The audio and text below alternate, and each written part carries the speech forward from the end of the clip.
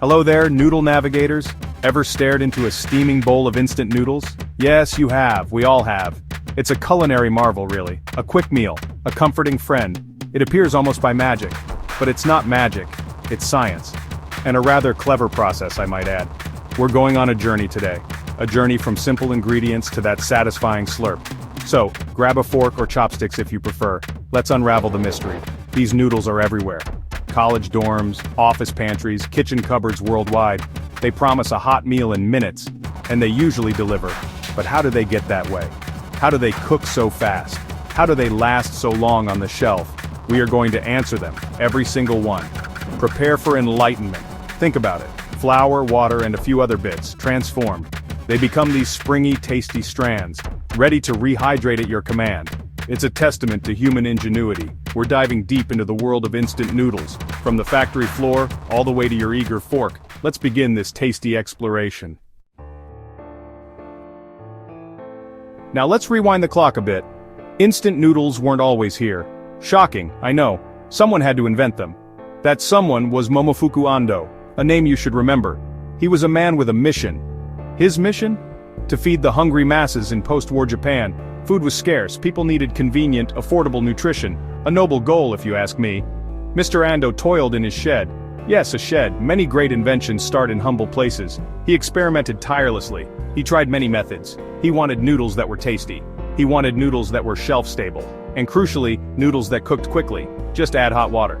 That was the dream. A dream he chased with vigor. Then came the breakthrough. The year was 1958.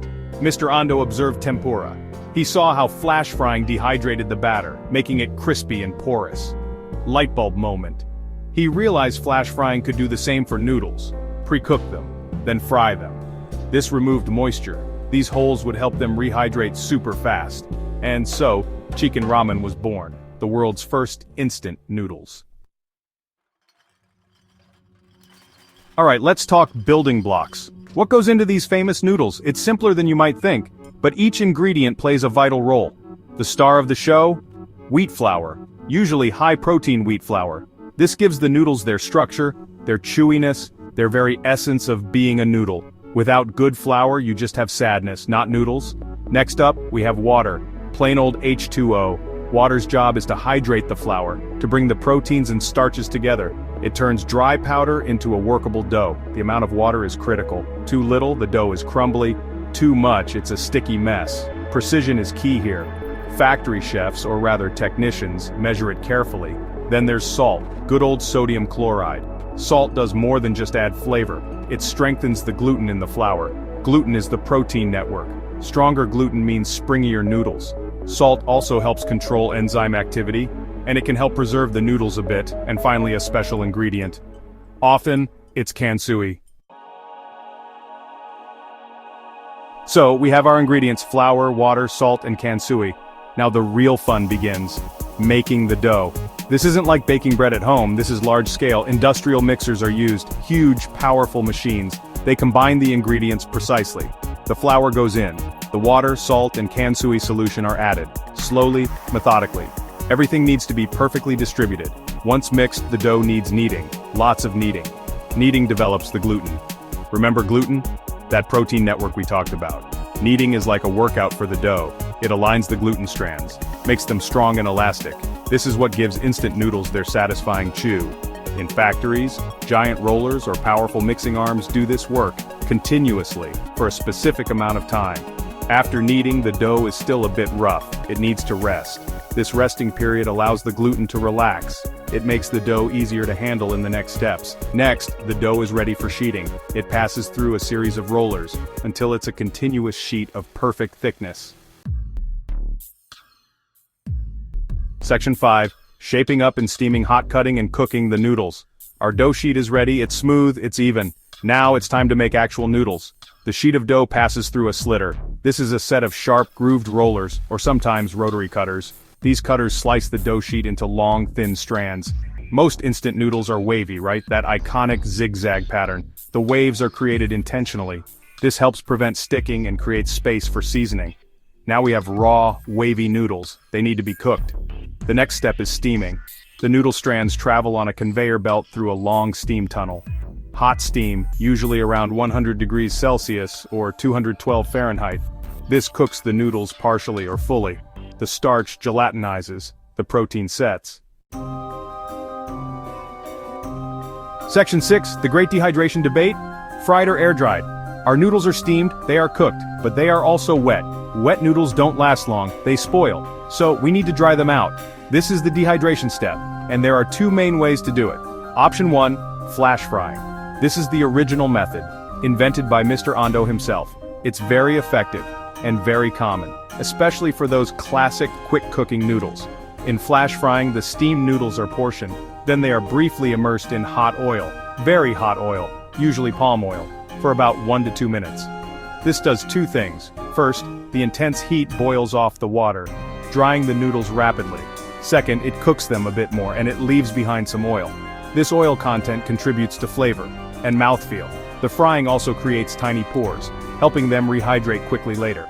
Option 2, air drying. This is a healthier alternative for some. No oil is used in the drying itself. The steamed noodles are exposed to hot air in long drying chambers for a much longer time, several hours sometimes. The temperature and humidity are carefully controlled. Section 7, all wrapped up seasoning, packaging, and the final product. The noodles are now dry, crispy, and ready for their final journey. But wait, what's an instant noodle without its flavor? The seasoning packet, this is a crucial component, a little pouch of magic. It contains a blend of salt, spices, and dehydrated vegetables, maybe some powdered soy sauce or meat extracts. The exact recipe is often a closely guarded secret, a company's flavor signature. These seasoning packets are prepared separately. Ingredients are sourced, ground, mixed, and then precisely portioned into small sachets. Sometimes there's more than one packet, a dry powder packet, and maybe an oil packet or a paste packet. This allows for more complex flavors and textures. These little packets are the soul of the final dish. They transform plain noodles into a full meal. Now it's assembly time. The dried noodle block, the seasoning packets. They meet on the packaging line. It's a highly automated process. The noodle block is placed into a cup or a plastic wrapper. The seasoning sachets are added. Everything is precisely controlled by machines. Section 8. Noodle making machines and marvelous facts. Let's talk tech for a moment. Making instant noodles on a massive scale? It requires some serious machinery. We're not talking about your grandma's pasta maker here. Think giant, continuous mixers. They can handle tons of dough per hour, ensuring consistent quality. Then there are the roller complexes, multiple sets of heavy steel rollers, pressing the dough into perfect sheets, day in, day out, without complaining. The cutting and waving machines are also marvels. High-speed slitters that create thousands of noodle strands per minute, followed by ingenious mechanisms that impart that classic wave. Steam tunnels are long, precisely temperature controlled, ensuring every strand is perfectly cooked. And the fryers, huge vats of oil, maintained at exact temperatures, or for air-dried versions, extensive drying chambers, with complex airflow systems. It's all very high-tech. Now for some fun facts, did you know? Instant noodles are one of the most popular foods globally. Billions of servings are eaten every year.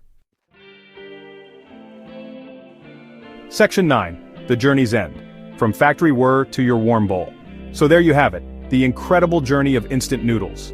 We started with simple ingredients: flour, water, salt, a little bit of alkaline magic.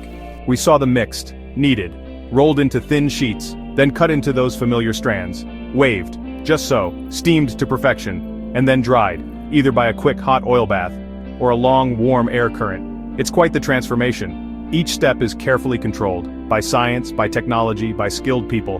The goal is always the same: to create a product that is delicious, convenient, and consistent.